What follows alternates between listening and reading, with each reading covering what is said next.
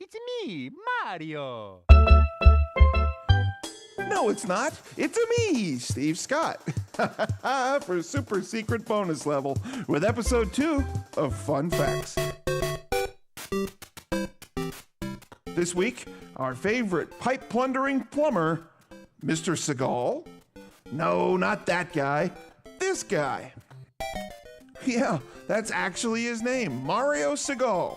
Well, no, not really, but he was originally called Jumpman and then renamed to Mr. Video Game and finally Mario, after the landlord of Nintendo's first warehouse, Mr. Mario Seagal. That's right, there really was a Super Mario. Super probably meaning superintendent of the building? Who knows?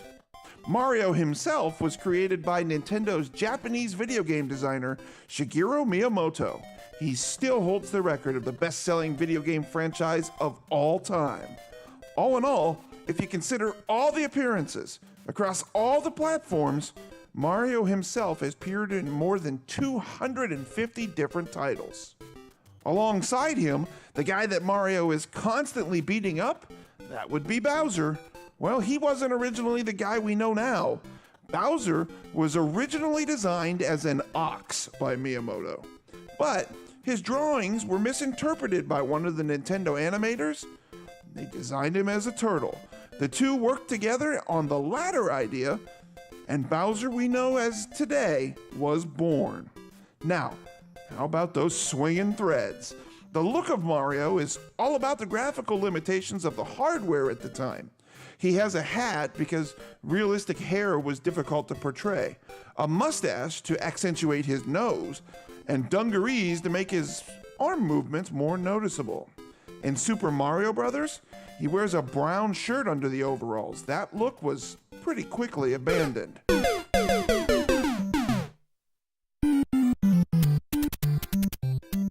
Now, remember Super Mario 2? Yeah, everybody does.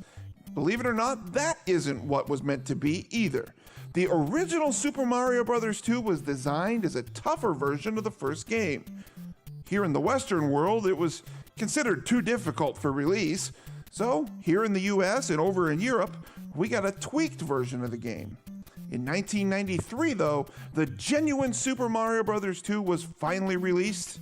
It was released as Super Mario Bros. The Lost Levels as part of Super Mario All-Stars Collection.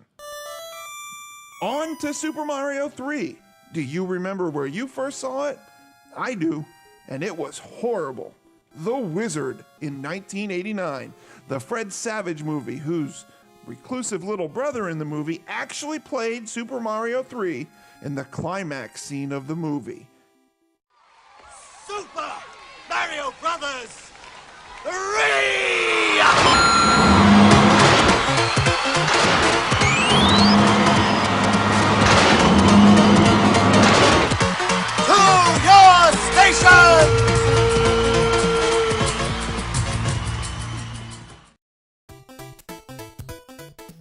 Really the only good part of the movie, but hey, who's knocking it? It was Super Mario 3.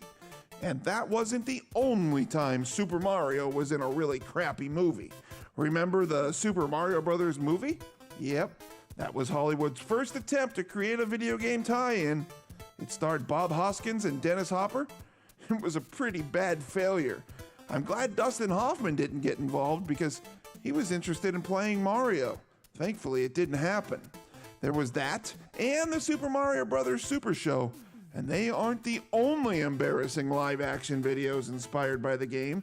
The Super Mario Bros. Ice Capades broadcast on ABC in 1989. It starred Alyssa Milano and Jason Bateman, and Mr. Belvedere himself, Christopher Hewitt, was King Koopa. You just gotta see that to believe it.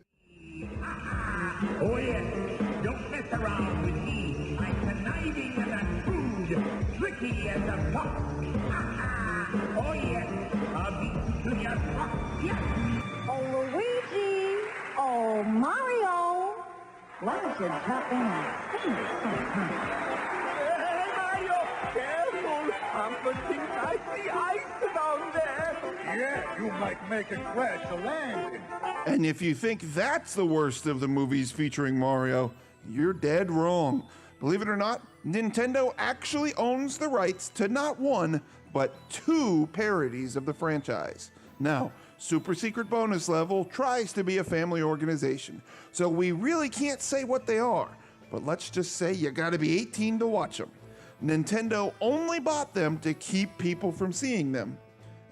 Just a little description, Ron Jeremy plays a guy named Squeegee. We'll leave the rest to you and your creative search engines.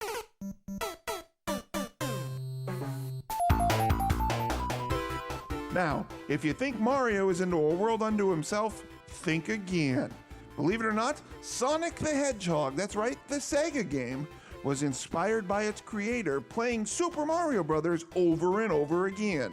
He was trying to get through the first level as quickly as possible, and the concept of Sonic the Hedgehog was born.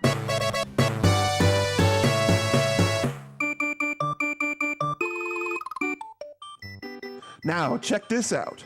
You ever played the game and noticed this? The sound of getting hit and going down a pipe? The sound Mario makes when he gets hit and when he goes down the pipe are totally different, right? Well, that's what you'd think, but here's one, and here's the other. That's just your brain playing tricks on you. They're actually the exact same sound effect. Cool factoid, we all know about the infinite lives trick. A lot of the Mario games have them, believe it or not. In the Super Mario Bros. Game for the original NES example, the infinite one-up trick, it actually isn't a glitch, it's a feature. If you come across, let's say a turtle moseying down a staircase, like maybe you'd find in World 3-1, you jump on just the front edge of it, you can bounce on it infinitely, accumulating up to 99 lives. If you grew up during the 80s, there's a pretty good chance that was the first real mind-blowing video game secret you discovered. For decades, everyone assumed the one-up trick was merely a glitch or an oversight. Spoiler alert, on Super Mario Bros. 25th anniversary, Miyamoto revealed the one-up trick was put in the game on purpose.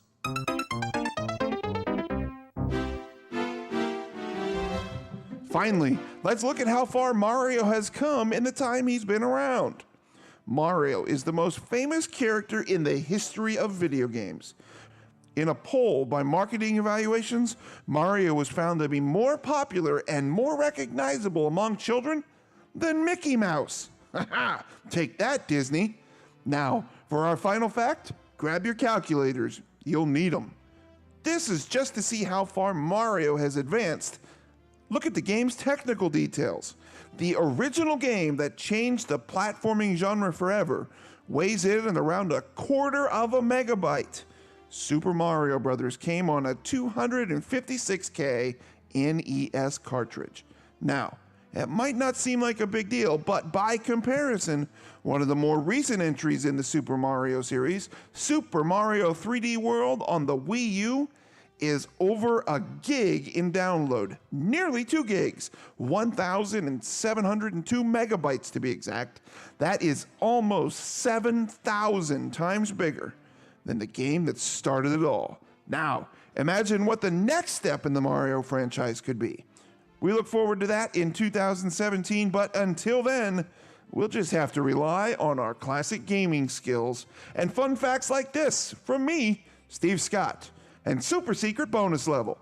Thanks for playing, and be sure to check us out at supersecretbonuslevel.com.